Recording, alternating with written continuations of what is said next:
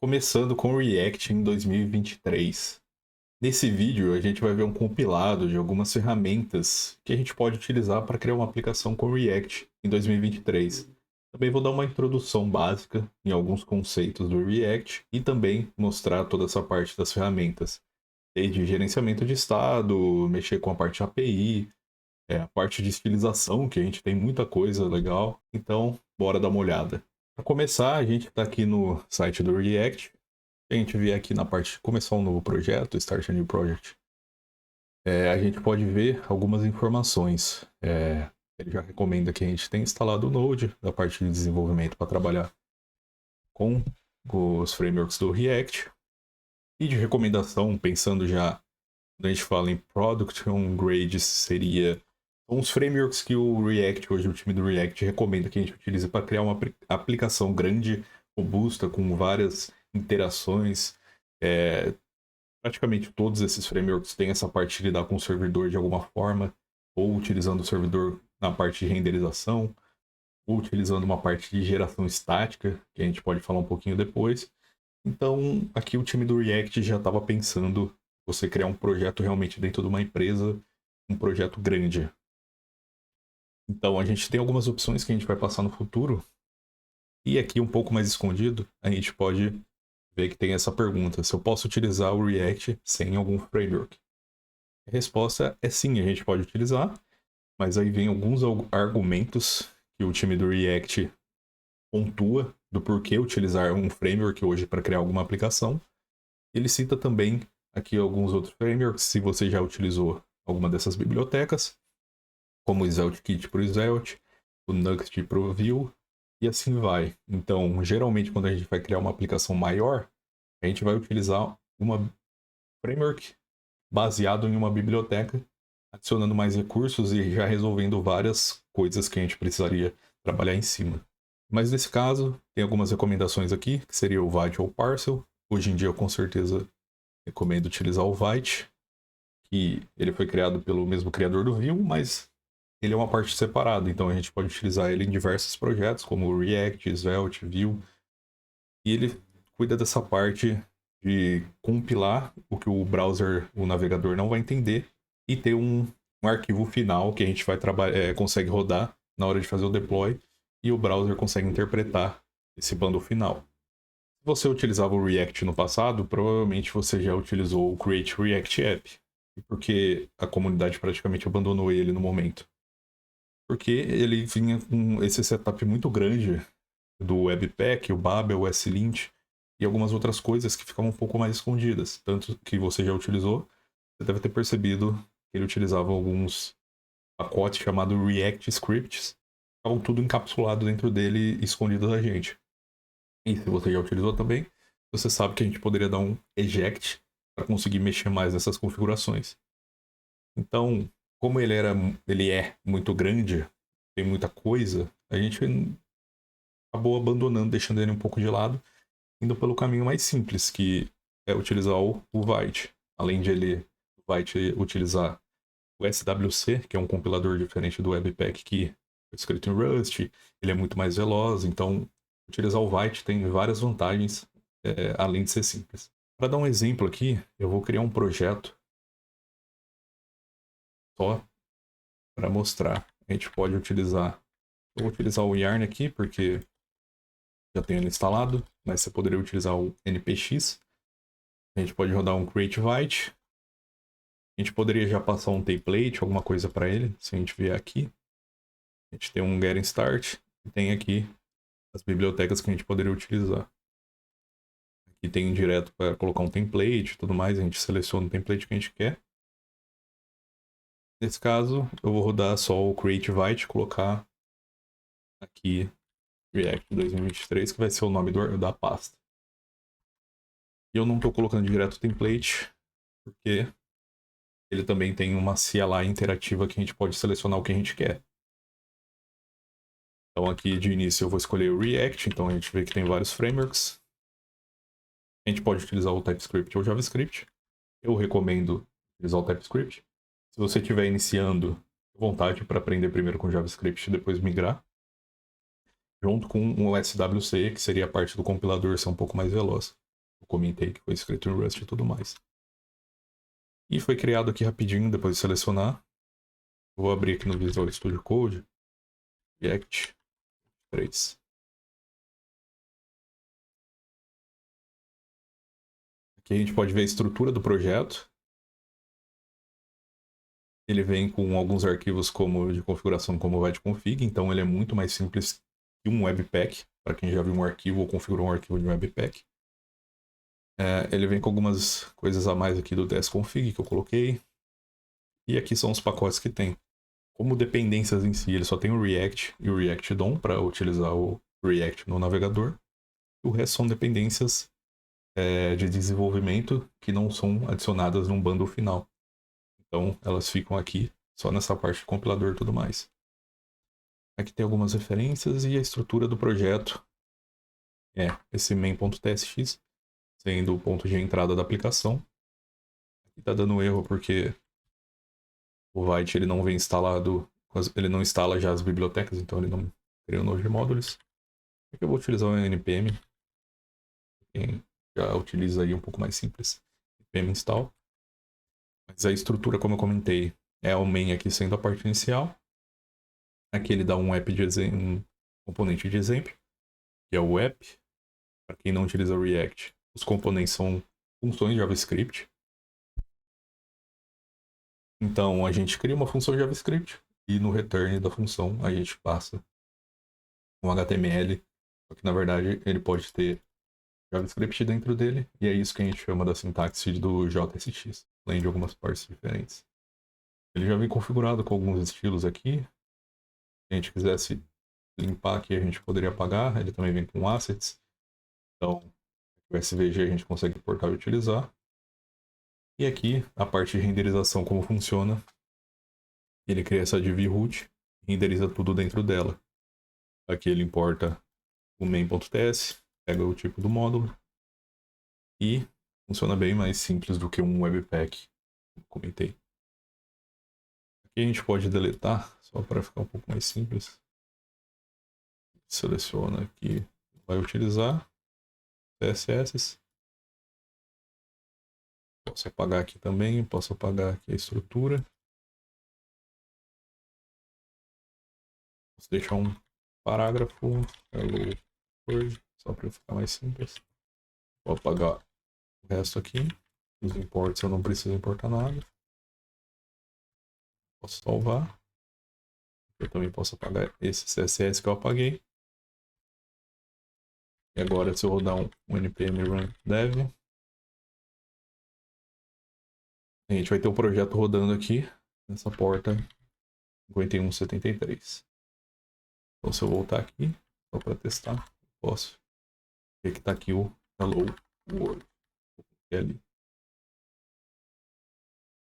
E agora pensando nos pilares que eu comentei, eu vou mostrar algum deles aqui. O primeiro pilar é a componentização. Então, como eu comentei, são funções. Então a gente pode criar um novo arquivo ou pode declarar direto aqui. Primeiro, para ficar mais fácil, eu vou criar direto aqui. A forma de criar, eu vou utilizar constantes, passando uma variável e passando uma função para variável. Eu vou chamar de title, para ficar um exemplo mais simples. E passando uma função, eu posso retornar um H2, considerando que é um title, e colocar aqui. Aí eu posso apagar aqui esse P e utilizar como se fosse uma tag. Lembrando que os componentes do React tem que ter a primeira letra em maiúsculo para diferenciar de uma tag do HTML. Se a gente voltar aqui, primeiro eu posso salvar. Se eu voltar aqui, tem o title. E o componente tem essa parte legal que ele é reutilizável. Então, aqui eu preciso colocar alguma coisa em volta. Tá dando erro porque posso colocar direto um componente sem ter uma tag py. Vou colocar só aqui só essa div para ficar simples. Se a gente voltar, a gente vê aqui. Posso duplicar quantas vezes eu quiser. Agora, um outro conceito seriam as propriedades que se assemelham a atributos do HTML. Quando a gente tem uma div, por exemplo, a gente pode passar diversos atributos, né? E não é diferente com os componentes. A gente simplesmente recebe aqui as propriedades, ou props, como a gente chama. E aqui eu poderia renderizar a propriedade .título, props.title. Isso aqui é sempre um objeto do que a gente passar por aqui. Eu posso colocar o title e passar um texto que a gente quiser. Então vou colocar aqui title 1, 2 e 3. A gente vê aqui que já está funcionando. O erro aqui é só do TypeScript, porque a gente precisaria tipar essa props. Então o que eu poderia passar aqui é 2 pontos. Para quem não utiliza o TypeScript, é tranquilo. É só exemplificando aqui. Colocaria title string. Aqui não é a melhor forma de tipar. Para quem quer estudar o TypeScript, eu recomendaria criar uma interface chamada title props. Aí sim eu passo o title e coloco o string. Então a interface meio que representação aqui de fazer inline. Só fica um pouco mais simples, legível. A gente consegue mexer direto aqui, não fica aquele texto grande inline. Mas é isso. A gente vê aqui que props.title agora é uma string. Certo. Os pilares seriam um componente e as props a gente já viu. Agora um segundo também seria os estados. Para a gente utilizar um estado aqui, a gente utiliza o hook useState. Vou colocar um 0 aqui e vou fazer um contador. Depois a gente altera para mostrar algumas outras coisas. E eu poderia passar um contador para esse título. Como eu comentei, a gente pode passar JavaScript utilizando as chaves. Quando a gente coloca chaves aqui dentro do JSX, quer dizer que a gente vai passar algum JavaScript. Passar a variável do contador para o primeiro título. Ele espera que seja um número. Ele espera que seja uma string, não um número. Então poderia dar um parse aqui de várias formas, mas eu vou utilizar o construtor da string, passando para ela, e retorna uma string. E vou criar um botão aqui, add, colocar alguma coisa mais simples, e no click, aqui diferente também do HTML, a gente escreve o onClick em camel case. E a gente pode passar aqui uma função, vou passar uma arrow function, fazendo counter, counter mais um. Então o estado é um valor que a gente cria utilizando esse hook que a gente chama de useState. A gente recebe o valor e esse segundo parâmetro dessa desestruturação de um array é o setCounter. Aqui seria basicamente isso aqui, um state, aí o 0 seria o counter e o 1 seria o setCounter. Então, a gente desestrutura e recebe aqui. Para alterar valor, eu não posso alterar o valor direto aqui do counter, mesmo se eu declarasse como let. Eu tenho que utilizar o setCounter para o React saber que ele tem que fazer uma nova renderização atualizando a tela. Então aqui agora eu tenho o contador aqui em cima e o add. Eu adiciono, ele está adicionando mais um no valor anterior. Certo? Esses aqui praticamente são os principais pilares do React. Para mudar um pouco, eu vou fazer uma renderização condicional desse título. Eu vou alterar esse estado. Eu vou deixar esse estado aqui de counter. Na verdade, vou comentar aqui só para não ficar dando erro. Eu vou alterar esse estado aqui, vai ser um array de títulos. Então eu passo aqui, título 1. Eu posso dar um Ctrl+C, Ctrl+V para duplicar. E uma forma de renderizar aqui no React, como eu comentei, a gente pode passar um JavaScript. Então se a gente pegar um array, a gente pode dar um map para renderizar vários componentes. E aqui eu posso pegar cada um dos títulos. Para retornar direto, eu posso colocar o parênteses direto. E vou retornar um título passando condicionalmente o próprio título, pegando o título que está aqui dentro. Então agora novamente, renderizando título 1, 2 e 3. Agora pegando dinamicamente aqui. E no botão eu poderia fazer um set títulos. E para fazer isso, eu teria que pegar os títulos antigos, se eu não quiser alterar. Então eu posso dar um spread títulos e adicionar um título 4. A gente pode ver como a gente está fazendo esse map dinamicamente. Quando eu adicionar um novo título, ele cai aqui para baixo. Uma coisa que aqui deve estar dando um erro, porque quando a gente utiliza esse map, a gente tem que passar uma chave E aqui teria que ser um valor único, então o título não poderia se repetir. E por enquanto está tranquilo. Se eu adicionar de novo o título 4, ele vai reclamar que tem um aqui igual. Mas isso aqui é um assunto um pouco mais avançado que daria para falar muito sobre. Então, por enquanto, só pensar quando utilizar o map para mapear vários componentes. Passar a chave pensando num valor único, por exemplo, um ID. Agora, avançando, a gente poderia falar de muitas coisas, como, por exemplo, uma chamada da API e outros hooks, que existem vários no React. Os hooks são essas funções que são utilizadas só dentro de componentes ou de outros hooks. A gente pode criar hooks próprios que utilizam outros hooks. Um que vale só comentar por cima é o useEffect, que a gente passa para ele uma função de primeiro parâmetro, e essa função é executada no render ou sempre que esse array de dependências mudar. Então, se eu colocar um console.log render aqui, a gente vai ver que ele renderiza duas vezes. Esse render duplo tem a ver com esse strict mode, que é uma parte que ele só roda em desenvolvimento duas vezes para fazer alguns testes a mais. Mas se quiser pesquisar sobre. E agora só para mostrar como a gente está aqui observando títulos nesse array de dependências, quando eu adicionar, ele roda novamente, roda o console novamente. E se a gente quiser também rodar quando o componente for desmontado, que a gente tem essa parte, que o componente renderiza várias vezes, e um componente também, dependendo, quando uma pessoa navegar de uma tela para outra ou coisa do tipo, um componente pode desmontar. E a gente pode colocar um console log aqui só para ver. Um mount seria desmontar.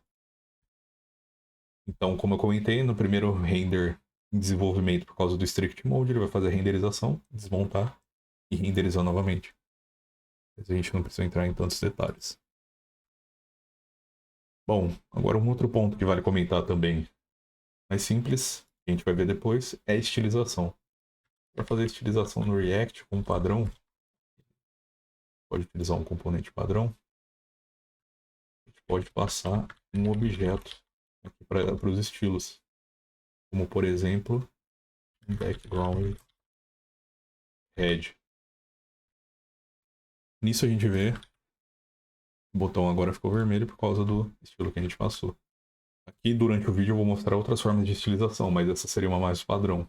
Mas como a gente está utilizando o Vite, a gente poderia criar também um arquivo de CSS, como já estava criado antes, né? Aí se eu colocar aqui background blue e apagar o que eu tinha colocado aqui, inline, que é uma forma que a gente pode fazer, mas geralmente a gente não faz. E aqui a gente pode só importar esse CSS graças ao Vite e ele já vai estar funcionando tranquilamente. Ah, tá. Eu importe aqui errado. CSS. E agora a gente vê aqui que o botão está com fundo azul. Certo, se você não utilizava React, eu acredito que eu consegui passar pelos principais pontos. Agora a gente vai avançar um pouquinho. Quem está esperando as novidades e o que utilizar em 2023. Como eu comentei, aqui tem diversos frameworks que são recomendados hoje para a gente utilizar, pensando em realmente criar um projeto maior. Então o Vite seria para criar o que a gente chama de Single Page Applications, que seriam aplicações únicas que rodam direto no navegador. Ou quando a pessoa entra em uma página, ele vai ter que carregar todo o JavaScript, o CSS e tudo mais. Quando a gente pensa numa parte um pouco mais avançada, uma aplicação maior, a gente vai pensar num framework, como o Next.js, que é uma das recomendações, e hoje também está sofrendo várias alterações por causa do que a gente chama de React Server Components. Seriam componentes que são renderizados no servidor. E com isso, a gente consegue criar uma estrutura um pouco mais complexa. Pensando já em otimizações de fontes, de imagens, pensando já em bater o 100 no Web Vitals, para você que já sabe dessa parte de performance. Tem essa parte de HTML Streaming, que eu comentei do Components. E ele também já traz uma parte muito mais simples de utilizar o data fetching, os suportes ao CSS, o client server rendering, além de outras coisas como incremental static generation e muitas outras coisas. Além disso, por ser da Vercel, ele também já tem essa parte muito mais integrada com a plataforma deles, se for pensar em utilizar a Vercel. E também ele já traz toda essa parte de roteamento, seria mexer com páginas. Sobre roteamento, eu poderia comentar aqui também no Vite, que a gente utilizaria o React Router. Eu acho que eu não deixei aberto ali. Mas o React Router seria para criar várias páginas diferentes. Então, aqui no nosso exemplo, tem apenas uma página. Se eu quisesse ter várias páginas, eu utilizaria aqui o React Router. Hoje ele está um pouco mais completo. Antigamente ele servia realmente só para roteamento em versões antigas. Hoje ele também traz algumas funcionalidades a mais, e pintado com esse new, seria utilizar loaders, actions, então a gente não trabalha diretamente com estado, com formulários. Na parte do React, a gente simplesmente utiliza o HTML e deixa mais a cargo do router. Aqui valeria uma aula só explicando isso, mas recomendo dar uma olhada nessa nova versão. Tá bem completa e bem legal. Isso aqui também emenda com outro framework que eu vou comentar daqui a pouco. Voltando aqui pro Next, só finalizando, ele é provavelmente o framework mais utilizado pela comunidade do React. Como eu comentei, ele está sofrendo algumas alterações. Se você pegar um projeto para utilizar mais antigo, provavelmente ele vai estar utilizando o que a gente chama de pages. O router pages, né? Que era a forma de criar as páginas. A gente criava um arquivo em pages e ele criava já direto uma página, uma rota aqui no navegador. Só que com essas mudanças do React Server Components, agora ele tem essa outra forma de roteamento que chama App Router. E mudou bastante coisa, como comentei, é praticamente uma mudança completa assim, do framework que antigamente a gente tinha. Posso até mostrar. A parte de roteamento, a gente criava os slugs e tudo mais nos arquivos. Essa pasta pages, e a gente conseguia fazer data fetching com alguma dessas funções, como por exemplo get static props, pensando numa página estática, ou get server side props, pensando numa página renderizada pelo servidor. Agora com o React Server Components, o data fetching está um pouco mais diferente, porque o componente em si é renderizado no servidor, então a gente utiliza direto uma função no componente, a gente não precisa utilizar mais aquelas funções como o get server side props. E também mudou a forma como a gente pensa um pouco nos componentes, porque o server component ele é renderizado inteiro e o client, o navegador, só recebe o HTML. E a gente tem que mudar um pouco como a gente pensa os nossos componentes. Então eu vou ter alguns componentes que precisam de interação. Então eles são componentes que são renderizados no client. A gente utiliza uma flag que chama useClient em cima do componente para diferenciar. E a gente pode combinar componentes do servidor com componentes do client numa mesma renderização. Então hoje o Next está com essas mudanças, mas está se tornando bem mais poderoso, mais complexo. Mas é uma evolução que eles estão trabalhando em conjunto com o pessoal do próprio time do React. E aqui na documentação tem bastante coisa sobre. Agora já pulando para outro framework recomendado aqui na documentação, o Remix. Esse é o framework que eu comentei que se linka muito com o React Router, porque o criador do Remix, ele criou o React Router há muito, muito tempo atrás, até que em um momento, depois de vários anos, ele decidiu criar o próprio framework, baseando já em várias coisas, como pensar direto na solução dessa parte. Eu comentei que o React Router está resolvendo hoje.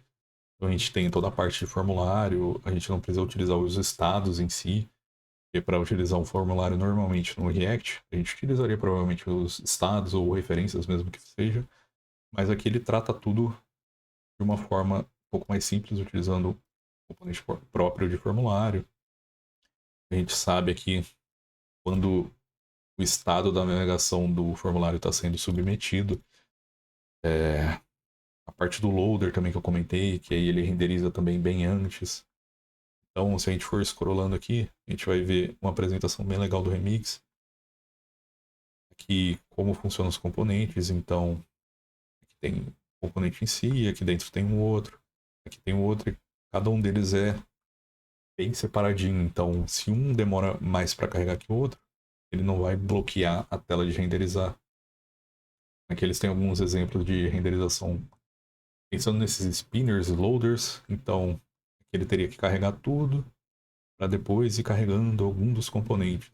E no Remix ele já faz a renderização direto dos componentes que já estão prontos. E depois ele vai terminando de renderizar o que precisar. Aqui ele, como a gente pode ver nesse exemplo, que seria mais uma SPA, seria meio que um por um. Que diga adeus ao Armagedon de spinners, porque hoje em dia está muito em alta essa parte de interação de interface de experiência do usuário, então utilizar os spinners e esses skeletons não são 100% legais assim para a interface do usuário. E também tem alguns exemplos do formulário que eu comentei, que a gente já tem a action aqui direto, que a gente trabalha muito utilizando os padrões da web em si, que é uma coisa que com frameworks a gente acaba deixando um pouco de lado. A gente normalmente não utiliza um form com um método, uma action dessa forma, mas aqui eles voltaram um pouco e pegaram essa parte do HTML, dos primitivos da web, então eu acho bem legal o remix por causa disso. Aqui ele fala um pouco da parte de rodar no server-side e tudo mais, porque o erro fica direto no server-side, então a gente consegue controlar muito melhor. Cada componente tem o que a gente chama de error boundary, então se o componente em si der erro, ele vai ficar isolado nele, ele não vai dar erro na página inteira. Então isso também para a experiência do usuário é muito legal. Aqui a apresentação do Remix é sensacional. Como eu comentei, o Next ele trabalha um pouco diferente em algumas coisas, mas ele ainda é o mais utilizado. Então eu recomendo realmente. Eu vou focar em um framework. Não tem como eu não recomendar utilizar o Next. Mas o Remix, ele tem uma parte especial, principalmente se você já está utilizando lá o Lite junto aqui com o React Router, você vai conseguir se adaptar ao Remix muito simples, de forma bem mais simples. E hoje em dia são praticamente as mesmas funcionalidades, tirando que o Remix tem toda essa parte do server-side.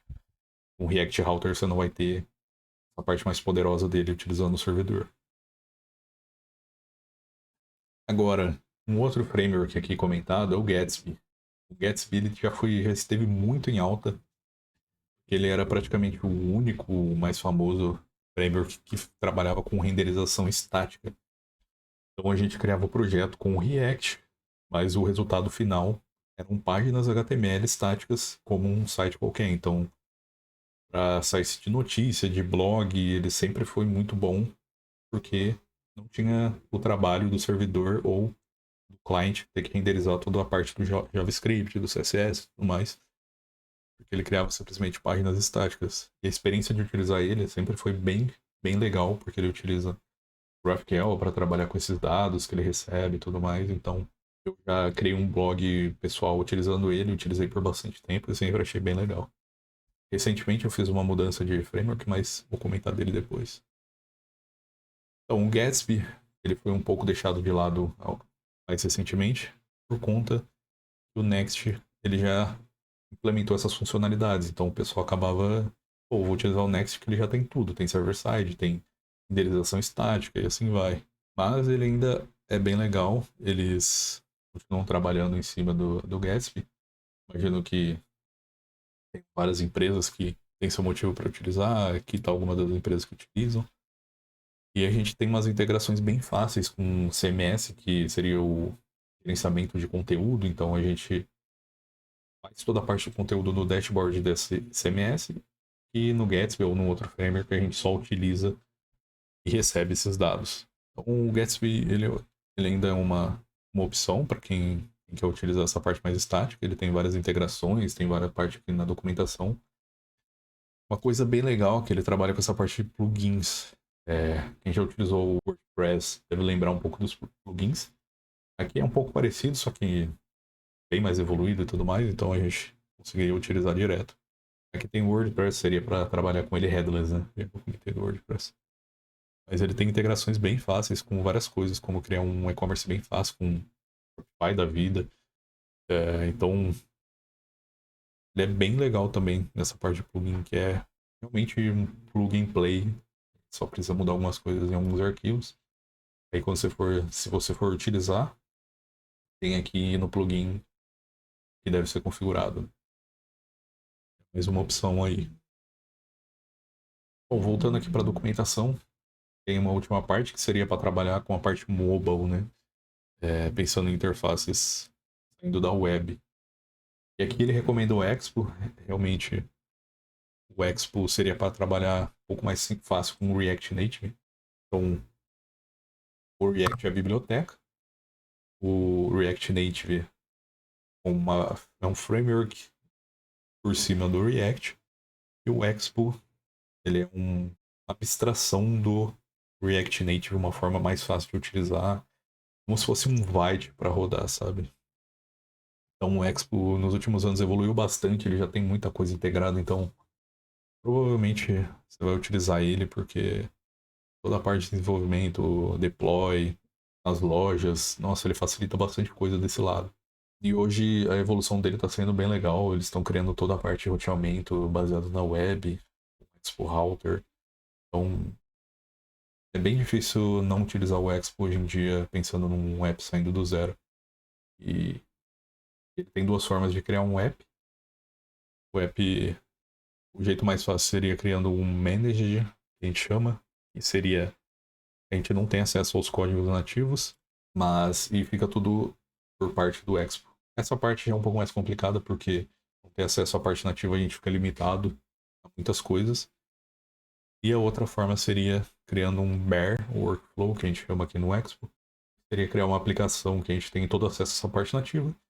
Ele só vem com algumas facilidades do Expo já instalada. Algumas pessoas reclamam que o Expo vai deixar o app um pouco maior, mas pela facilidade que ele dá em muita coisa, acaba sendo uma troca justa. E eles também trabalham em cima sempre em todas essas melhorias, desde tamanho de arquivo, configurações como acesso a Bluetooth, que antigamente era um exemplo que não tinha, hoje em dia tem já faz algum tempo, e várias outras coisas. E só para complementar, você pode utilizar também o React Native aqui da documentação deles, tem o Expo. Eu acho que eles também recomendam o Expo aqui para ficar um pouco mais fácil, mas você pode utilizar a CLI, que a gente chama, que seria a linha de comando para criar um projeto mais cru, né? E aqui ele mostra toda a parte de configuração e tudo mais. Então aqui, se for trabalhar com mobile, o React Native ainda continua bem ativo. As pessoas que acham que está embaixo. A Meta lançou recentemente o Threads, que provavelmente foi escrito no React Native, porque é uma coisa interna deles, então eles estão sempre criando aplicações e testando. O React Native é utilizado também no app do Facebook, no app do Instagram, pensando assim em apps grandes. Muita gente fala da parte de performance, mas geralmente você já vai ter uma performance muito boa com o React Native. Ele está tendo várias alterações na parte de arquitetura. Quando tiver 100% estáveis, com certeza vai ter muito pouca diferença de performance. Mas provavelmente seu app não precisa de uma performance muito superior para não utilizar o React Native, sabe? Só pensa na quantidade de acessos que tem os apps da Meta que utilizam o React Native. E também aqui uma outra coisa que vale comentar, também tem o React Native para Windows e Mac, que é mantido pela própria Microsoft e já é utilizado em várias telas do Windows. Você utiliza o Windows 10, 11, em algumas telas você vê aquela interface mais bonitinha, é que já está utilizando o React Native. Aí quando você começa a descer um pouco mais de nível e aparece aquelas interfaces mais antigas, velhas assim do Windows, é realmente a parte nativa que eles utilizavam com C Sharp e tudo mais. Mas a Microsoft investe muito no React Native, porque ele tem essa parte de renderizar realmente uma parte nativa, então eles têm um time próprio que trabalha junto com o pessoal do React Native original para fazer esse port para o Windows e também para o Mac. E tem várias aplicações da Microsoft que também vão rodar em Mac, então eles também dão suporte para o Mac. Agora, saindo um pouco desses frameworks que são recomendados pelo React, por serem frameworks realmente do React, tem o que eu comentei que eu estou utilizando agora no meu blog, que é o Astro. O Astro é um framework agnóstico, então ele não é só para o React.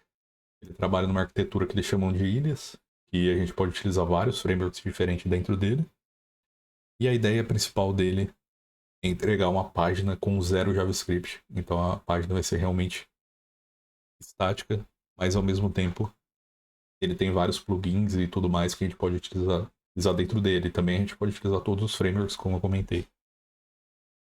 Se a gente for na documentação, a gente vai ver aqui as explicações de como instalar, tudo mais, de aprender. Tem explicação do que seriam MPAs, SPAs, o que seriam a arquitetura de ilhas que eu comentei, que ele utiliza. Tem tutorial de como criar um blog, estrutura do projeto, layouts, páginas. Migrando para o Astro, conectando um CMS, que a gente comentou um pouco antes, ele também já tem várias integrações aqui de CMS. E aqui tem várias outras integrações, como eu comentei, do React, o Svelte, Vue, Solid, que são alguns outros frameworks. Na parte de renderização com o servidor tem os adapters, que pode utilizar desde Node, Vercel, Deno. E tem várias outras integrações, como o Tailwind, já um gerador de sitemap, MDX, seriam Markdowns. Então, ele é um framework um pouco diferente, pensando mais nessa parte de projetos. Mas ele é bem legal. Tem toda uma documentação aqui. Eu utilizei no meu blog para testar, porque eu achei ele muito interessante, no meu blog novo. E a experiência de utilizar ele é muito legal, muito boa. Já vi muita coisa integrada. Eu utilizei com o React alguns componentes. Eu tenho o Tailwind para fazer utilização. E é muito bom. E na parte Web Vitals Performance, bateu 100% em tudo lá. Então, é só felicidade. Recomendo bastante pensando nessas aplicações. Tem até uma parte que, de alguns guias aqui, que ele fala quando utilizar o Astro, quando não utilizar. Então, dá uma olhada aqui na documentação, que é bem legal. Agora, indo para outro lado, a gente está criando uma aplicação complexa, geralmente a gente vai pensar em alguma coisa de internacionalização. Hoje, não vejo por que não utilizar o React 18 Next, que é uma das bibliotecas mais utilizadas, e tem toda a integração com o React, com a lib original e o 18 Next. Com o React aqui, a gente tem toda a integração com hooks e tudo mais para utilizar no React. Também toda essa parte de configuração, que é bem simples, integração com TypeScript, então a gente sabe quais chaves que a gente tem de internacionalização, então eu gosto bastante aqui do React 18 Next. Fora isso, se for utilizar o Next.js na nova versão, ele já tem toda uma parte de internacionalização própria e tudo mais.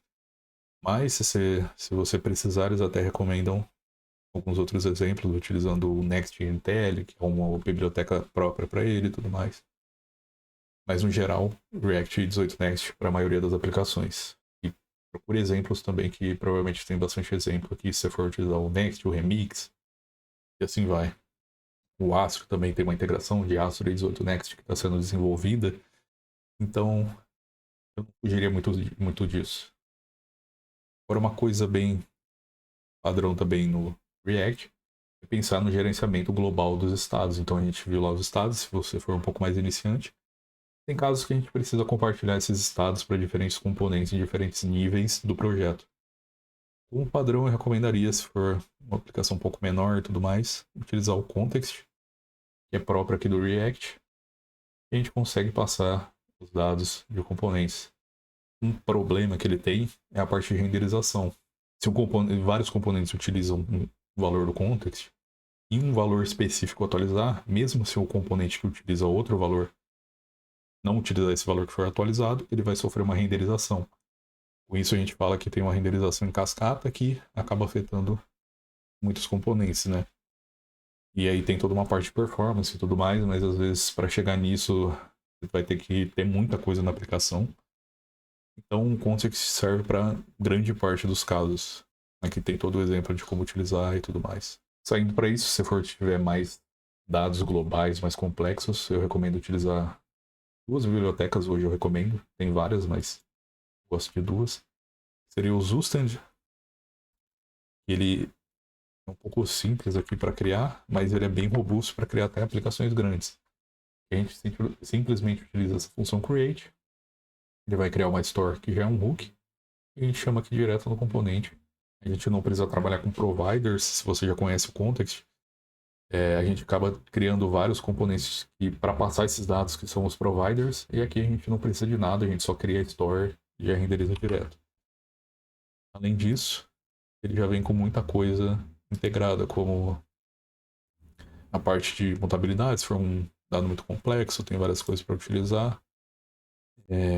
Essa parte dos selectors, que é o que eu comentei, quando a gente utiliza o context, um dos problemas é não ter esses seletores para renderizar o componente só quando um valor X for atualizado, não quando qualquer valor do context for atualizado. E aqui tem várias coisas de receitas, tem parte de persistência já no próprio uso, de um middleware. A gente consegue criar esses middleware que seriam caminhos que o dado vai passar, então a gente conseguiria trabalhar em cima dos dados e assim vai. Então ele já tem bastante coisa para criar um projeto muito grande e ao mesmo tempo criar pequenas stores, que é do jeito que eu gosto de trabalhar com ele. Uma outra biblioteca que eu recomendo nessa parte de gerenciamento de estados é do mesmo criador, que é o Daishi, que seria aqui do Manders, não sei como é que pronuncia, mas aqui ele tem várias bibliotecas. As principais de gerenciamento de estados são o Zustand, como eu mostrei, e o Jotai. Ele trabalha um pouco diferente, que ele trabalha com átomos. E quando a gente cria um átomo, a gente consegue fazer várias coisas diferentes. Ele é um pouco diferente a forma de trabalhar dele. No Zustand a gente cria uma store, que a gente tem acesso à store em qualquer momento. E no Zustand aqui a gente trabalha com os átomos derivativos e tudo mais. Então ele também é bem legal. O que eu diria, se você for utilizar um projeto que às vezes você precisa ter acesso a essa store fora do componente React, vai com o Zustand, você vai trabalhar exclusivamente dentro do React, dentro de componentes, utiliza o Jotai. Ou, na minha preferência, eu utilizo o Zustand em qualquer um dos casos, porque ele trabalha de uma forma diferente. Aqui dos átomos eu acho até legal, mas não sou mega fã de utilizar também. Bom, saindo aqui de gerenciamento de estados, a gente pode falar um pouco das animações. Quando a gente vai criar projetos maiores, a gente provavelmente vai utilizar alguma biblioteca para animar algumas partes do nosso projeto. Para isso a gente tem libs como o React Spring, que é bem famosa, já é utilizada há muito tempo aqui pela galera do React, sempre atualizando. E é isso, o React Spring ele traz algumas APIs, alguns hooks que a gente pode animar os nossos componentes. Também tem alguns componentes diferentes e tudo mais. Então, para dar uma olhada. Um que eu recomendo aqui para algumas animações menores seria esse Auto Animate. Ele tem para diversas bibliotecas, como Vue, Solid, Svelte, Angular. E ele cria as animações um pouco mais fáceis de algumas coisas que a gente utiliza em diversos projetos, como listagem, adicionar, remover, baralhar, listas. Também tem algumas outras utilizações aqui de remover. Geralmente é mais a parte de listagem, mas a gente consegue utilizar os hooks dele para trabalhar diferentes coisas, né? Então tem vários exemplos. Recomendo também dar uma olhada. AutoAnimate. E tem um que é um pouco mais complexo, mas é bem mais poderoso também. E o pessoal utiliza, que é o Framer Motion.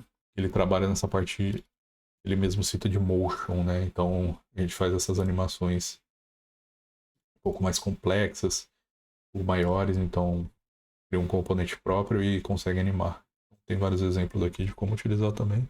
Tem os hooks para criar animações próprias, também tem componentes já que a gente passa as próprias para ele e assim vai. Então, outra biblioteca aí bem utilizada pela galera. Agora, falando na parte de estilização, a gente viu um pouquinho da estilização um pouco mais simples, mas com certeza não dá para falar de React estilização sem falar do Styled Components, que sempre foi muito utilizado pela comunidade do React. Seria utilizar um CSS em JS. Então, a gente cria o CSS dentro de basicamente uma função JavaScript e cria um componente React como esse button. Nisso a gente pode utilizar o componente criado pelo Styled Components direto no JSX e tudo mais. Ele tem toda uma parte que a gente pode criar de tema e tudo mais, então ele é bem completinho e bem utilizado. Aqui tem alguns exemplos de estilizando um botão e utilizando já as props com os temas e tudo mais, então a gente pode passar uma propriedade com o valor que a gente quiser, como background aqui, assim vai. Então, uma opção bem utilizada pela comunidade aí. O outro que eu deixei aqui para citar é o Emotion, que ele tem essa forma de declarar também o CSS em JS. E ele também tem uma parte que dá para utilizar como se fosse o Styled Components em si. Então, é uma outra opção aí para quem quer dar uma olhada. Ele tem algumas coisas a mais também aqui que pode dar uma olhada. Ele é bem legal. Agora, uma coisa um pouco mais agnóstica de React, mas que muita gente utiliza, e eu também comecei a utilizar e gosto bastante. O Tailwind, que seria essa parte de declarar os estilos direto nas classes, né, passando esses valores. Ele é bem flexível, eu tinha um pouco receio de utilizar ele, mas eu acabei gostando bastante depois que eu utilizei, então recomendo dar uma olhada. E emendando aqui no Tailwind, vale citar também aqui pro Headless UI, que ele tem pro React View, e seriam componentes sem praticamente interface, sabe? Ele vem com uma interface um pouco mais simples, um pouco mais fácil de configurar. Então a gente pode utilizar uma parte de estilização como o Tailwind em conjunto junto com ele. Então ele já vem todo com essa parte, ele já vem com a parte de acessibilidade, então eu posso navegar com o teclado e tudo mais. Ele já vem com vários componentes aqui para criar vários componentes mais complexos e a gente consegue estilizar e customizar da forma que a gente quiser. Aqui tem alguns exemplos de menu, list box, as coisas mais gerais, né, como popover, são coisas que são utilizadas em diversos projetos, né. Agora, algumas outras bibliotecas de interface do React que vale citar. Uma delas é o Stitches, que ganhou bastante comunidade há algum tempinho atrás, por trabalhar muito essa parte de variantes para criar design systems e tudo mais. Então, ele sempre foi bem utilizado. A gente tem uma informação aqui que o Stitches não está sendo mais mantido. Aqui tem a Discuss, provavelmente do criador aqui falando um pouco mais sobre e tudo mais. Mas um projeto desse é difícil ficar assim, ser mantido. Provavelmente vão aparecer outras pessoas que vão procurar manter, ou vai ter um fork dele, e alguém vai criar um novo Stitches do zero, alguma coisa parecida. Então, é uma coisa para dar uma lida aqui e ver o futuro do projeto, né? Mas ele ganhou bastante comunidade recentemente. Outro que vale comentar aqui é o Radix. Seriam também. Ele já vem com algumas interfaces e tudo mais. E ele chama de primitivos. Então é um pouco parecido com aquela parte do Headless UI. Só que ele já vem com alguns estilos que a gente pode também alterar, pensando em temas e tudo mais. Aqui tem os componentes que a gente pode alterar, criar parecido com Styled Components, mas aqui seria pensando mais não estilizado, a gente compor os componentes, customizar, essa parte de consistência. Então ele também é bem legal, vale dar uma olhada na documentação aqui. Vai ver que tem vários exemplos, mais parecido com como eu comentei, ele tem toda a parte de acessibilidade e tudo mais. Então também vale dar uma olhada. Se pensar assim, em uma aplicação um pouco maior, já criar um design system utilizando os componentes aqui, com um conjunto com estilização, e assim vai. Tem mais dois aqui que vale comentar. Esse Mantini, eu não tenho muita experiência dele, mas eu vejo que tá ganhando bastante uma galera da comunidade. Ele parece ser bem tranquilo de utilizar também. Essa parte de estilização e customização de temas e tudo mais. Então é outro para ficar de olho, para utilizar também. Um que eu gosto bastante é o Chakra Y. Ele também é parecido com um Tailwind da vida, só que utilizando componentes, a gente passa por próprios os valores. Então aqui, por exemplo, a altura de 100 V é height, assim vai. Só que ele utiliza muitas bibliotecas, como o Framer Motion, para trazer algumas coisas já mais bonitinhas de animação e tudo mais. E o criador aqui está pensando o futuro do Chakra, pensando em quebrar um pouco. Ele lançou uma outra lib também um pouco mais simples e agnóstica de framework e tudo mais. O Chakra é muito pensado para o React, então ele pensa um pouco em quebrar um pouco mais o Chakra. Num Style System, Design Tokens, parte de gerenciamento de estado e acessibilidade, e componentes Headless, que é o nome da biblioteca, mas Headless seria que é um pouco mais solto, né? Não é tão opinativo. E aqui pensando mais em zero runtime, de CSS/JS, que pode ser uma coisa que pode afetar a performance. O Chakra também vai ter várias mudanças que provavelmente vão deixar a lib um pouco mais interessante de se utilizar. Agora pensando, indo para o outro lado também, gerenciamento de estados, a gente já passou por estilização e internacionalização. Então a gente pode dar uma olhada aqui em Data Fetching. Para Data Fetching, como default na maioria das aplicações REST, recomendo utilizar o Tanstack Query ou React Query, como todo mundo conhece, que ele já fornece alguns hooks para a gente trabalhar essa parte de trabalhar com servidor, né? E além disso já tem várias funcionalidades, como a parte de cache, algumas coisas de revalidate, para a gente fazer um fetch novamente quando a pessoa volta para a aba depois que ela deixou um tempo fora, e várias coisas do tipo. Recomendo bastante aqui dar uma olhada e utilizar. Aqui na documentação também tem bastante coisa, teve umas mudanças depois da versão, acredito que da 2 para 3, que antigamente ele era realmente React Query. Hoje React Query é o apelido que ele se manteve de Tanstack Query, então tem as novidades das novas versões que vale dar uma olhada. E com um exemplo aqui um pouco mais simples, a gente tem aqui como funciona, né? Fazer uma chamada da API, a gente utiliza as queries, se a gente for fazer alguma alteração, a gente utiliza a mutation, que seria o put, post, e assim vai. Ele já traz todas essas funcionalidades bem legais. Vale dar uma lida na documentação para se aprofundar um pouco mais. Agora, parecido com o React Query, a gente tem também o SWR, que ele é um pouco menor, ele tem algumas outras, menos comunidade também, mas ele é bem pequeno e também traz várias funcionalidades parecidas com o React Query, que seria utilizar direto o hook e os SWR, e a gente tem basicamente o que o React Query fornece. Tem uma parte de caching e tudo mais, aqui tem as features que ele traz. É parecido, vale dar uma olhada, esse é o caso de uso. No geral, o React Query, top pick da comunidade. Agora, falando de GraphQL, eu recomendo, dá para utilizar o React Query com GraphQL, utilizando algum cliente menor para fazer as chamadas, mas a gente tem esses clientes específicos de GraphQL como o Apollo. O Apollo eu já utilizei bastante, eu recomendo, ele é bem legal, ele tem uma API parecida também. Mas aqui na documentação vai ter os porquês e tudo mais, como a gente trabalhar com ele. Ele tem uma parte de cache bem forte com o GraphQL, então a gente consegue mexer em muita coisa. Tem vários middlewares também para trabalhar com tokens e tudo mais, alterar. Ele é bem focado mesmo no GraphQL, pensando nessas partes de policy, carry, os fields, type name, tem bastante coisa, então ele tem um ecossistema também bem grande em volta. Além disso, o GraphQL também tem um relay, ele é feito pelo pessoal da Meta /Facebook. Então eles utilizam lá internamente, mas o pick da comunidade o top pick da comunidade pro GraphQL é o Apollo mesmo. Ele é bem mais utilizado que o Relay, mas tem algumas pessoas que preferem o Relay. Vale dar uma olhada também. Eu não cheguei a utilizar muito, mas ele também é focado no GraphQL. E também tem todas as funcionalidades parecidas e tudo mais. Tem algumas diferenças na hora de utilizar, mas a ideia é basicamente a mesma. Agora falando ainda em DataFetch, mas um pouco mais diferente, eu recomendo dar uma olhada no Create T3 App. Se você está pensando em criar uma aplicação stack, que a gente fala, com back front, ele utiliza o TRPC, que é uma forma de trabalhar que você vai ter um type safety, um TypeScript no back e do front. Então, se você alterar alguma coisa do back, o front vai refletir, vai dar um erro. Então, para criar uma aplicação em conjunto, ele acaba sendo bem útil. E esse Create 3 Stack, ele já traz uma stack um pouco pronta.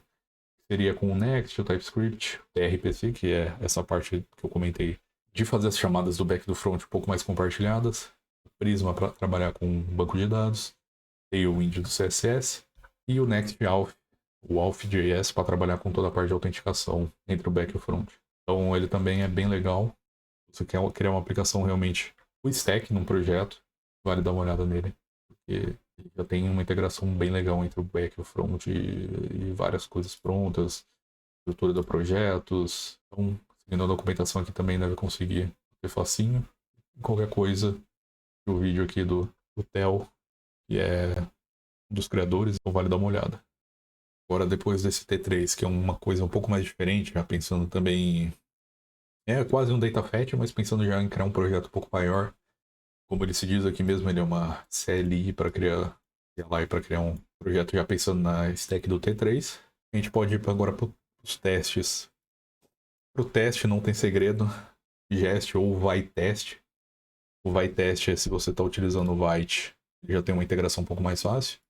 Mas o Jest ou vai teste seriam para rodar. E na parte do teste em si, React Test Library, ele traz todo um conjunto de APIs para a gente trabalhar um pouco mais simples com os componentes React. Então a gente renderiza, a gente faz cliques, alterações, preenche inputs, e assim vai. Então, aqui já tem um exemplo bem mais completo. Aqui tem um passo a passo, toda a parte de mocking, como fazer o setup, API. Se você utilizava o React algum tempo atrás, provavelmente você utilizava o Enzyme, então já tem um guia também como fazer a migração. Não recomendo o Enzyme, ele está um pouco bem abandonado, era mais para Class Components, mas não tem por que não utilizar a React Test Library, já que ela foca realmente nas melhores práticas que a gente poderia fazer de testes de comportamento, pensando em testes unitários e em testes de integração, pensando em componentes que utilizam vários componentes. Então a gente faz um teste de uma tela completa, a gente pode chamar de um teste de integração de vários componentes. Ele também tem para outros frameworks aqui, se você utiliza, como o Vue, React Native, assim vai. Agora pensando em testes de end-to-end, um dos mais famosos com certeza é o Cypress. Ele é bem fácil de utilizar e tudo mais. Aí é realmente fazer um teste de ponta a ponta. Então a gente escreve o teste e roda o navegador em si, fazendo todas as interações da aplicação. Aqui tem um passo a passo explicando como utilizar e tudo mais, criar seus cases de teste. E um outro que ficou no top ranking de JavaScript recentemente, o Playwright. Ele também é para esses testes end-to-end. E ele se tornou bem famoso mais recentemente, pensando na evolução que ele foi tendo durante o tempo. De qualquer forma, eles são bem parecidos. Eles trabalham nesse. A gente trabalha ainda com JavaScript para fazer os testes. E aqui ele também tem uns exemplos de como escrever os testes e tudo mais. Ele é bem parecido também, da forma de escrita com o Cypress ou até mesmo com o Jest barra Testing Library. Não foge muito do padrão. Então a gente utiliza aqui. Tem todo ensinar a parte de como criar as actions, interações.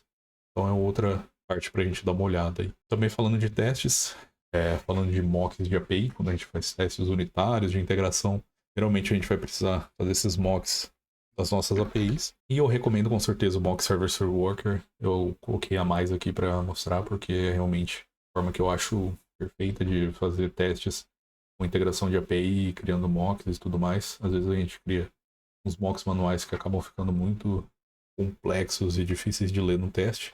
Aqui o MSW ele cria um mock a nível de network, então a gente não precisa mocar diretamente no teste nada. A gente criou todo o mock separado e quando for rodar os testes a gente inicia o servidor e sempre que for bater em alguma rota, alguma coisa específica num URL de um servidor, ele vai retornar, ver aqui no MSW, porque o MSW vai interceptar e vai retornar o que a gente declarar aqui na estrutura. Se a gente for na Docs, ele tem todo um passo a passo, ele tem uma parte de comparação porque tem algumas ferramentas parecidas, como o Nock, JSON Server, o Mirror.js, e aqui ele mostra alguns dados por que utilizar e tudo mais. Por aqui no install e seguir um passo a passo, a gente vê a criação aqui de endpoints e tudo mais, então é bem tranquilo de se utilizar. Bom, no geral é isso. Espero que eu tenha conseguido passar pela maioria das ferramentas do ecossistema do React. Para você que é mais iniciante, espero ter conseguido dar um overview mais geral da ferramenta em si. E espero que esse vídeo tenha te ajudado de alguma forma. Então, se quiser conteúdo sobre as ferramentas que eu comentei e muitos outros, inscreve aí no canal. Eu estou tentando agora criar um ritmo de postagens, mas com certeza compartilhando o vídeo e tendo motivação mais para fazer mais vídeos, eu vou continuar trazendo. Eu vou mostrando algumas dessas ferramentas e tudo mais. Fechado? Então deixa o like, inscreve, uma olhada na descrição, tem algumas informações. Se quiser pular aí para algum capítulo específico de alguma ferramenta, dá uma olhada lá também. E é isso.